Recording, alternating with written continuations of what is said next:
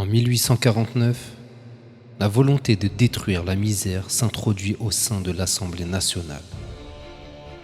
En 2020, le combat continue. Des voix et de l'espoir pour les misérables. Chers concitoyens, chères concitoyennes, je ne suis pas de ceux qui croient que l'on peut supprimer la souffrance. La souffrance est une règle naturelle. Mais je suis de ceux qui pensent et qui affirment que l'on peut détruire la misère. Je ne dis pas diminuer, je ne dis pas amoindrir, je dis détruire. La misère est une maladie du corps social, comme la lèpre, une maladie du corps humain. La misère peut donc disparaître comme la lèpre a disparu. Oui, détruire la misère est possible. Et nous devons y songer sans cesse, gouvernants comme législateurs, car en pareille matière, tant que le possible n'a pas été fait, le devoir n'est pas rempli. Non, vous n'avez rien fait tant qu'il y a au-dessous de nous une partie du peuple qui désespère. Vous n'avez rien fait tant que ceux qui sont dans la force de l'âge et qui travaillent peuvent être sans pain. Vous n'avez rien fait tant que ceux qui sont vieux et qui ont travaillé peuvent être sans asile.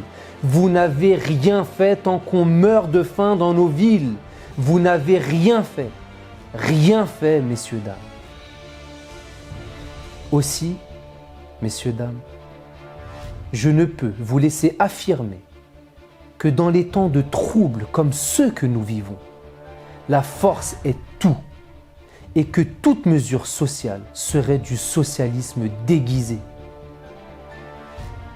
Une société de progrès, messieurs, dames, ne peut reposer sur la souffrance publique, sur un système d'aumône qui dégrade celui qui la reçoit.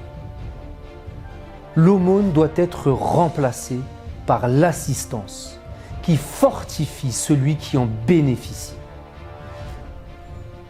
N'oublions pas, messieurs, dames, que ces avancées sociales font partie des valeurs qui construisent notre République. Ce discours est celui prononcé par Victor Hugo devant les parlementaires en 1849. Messieurs, je ne suis pas de ceux qui croient que l'on peut supprimer la souffrance. La souffrance est une loi divine. Mais je suis de ceux qui pensent et qui affirment que l'on peut détruire la misère. Je ne dis pas diminuer, je ne dis pas amoindrir, je dis détruire. La misère est une maladie du corps social, comme la lèpre, une maladie du corps humain.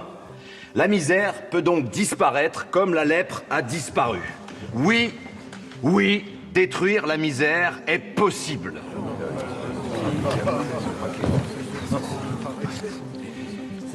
Et nous devons y songer sans cesse, gouvernants comme législateurs, car en pareille matière, tant que le possible n'a pas été fait, le devoir n'est pas rempli. Non, vous n'avez rien fait tant qu'il y a au-dessous de nous une partie du peuple qui désespère. Vous n'avez rien fait tant que ceux qui sont dans la force de l'âge et qui travaillent peuvent être sans pain. Vous n'avez rien fait tant que ceux qui sont vieux et qui ont travaillé peuvent être sans asile. Vous n'avez rien fait tant qu'on meurt de faim dans nos villes. Vous n'avez rien fait, messieurs. Aussi, messieurs, je ne peux vous laisser affirmer que dans les temps de troubles comme ceux que nous vivons, la force est tout. Et que toute mesure sociale serait du socialisme déguisé.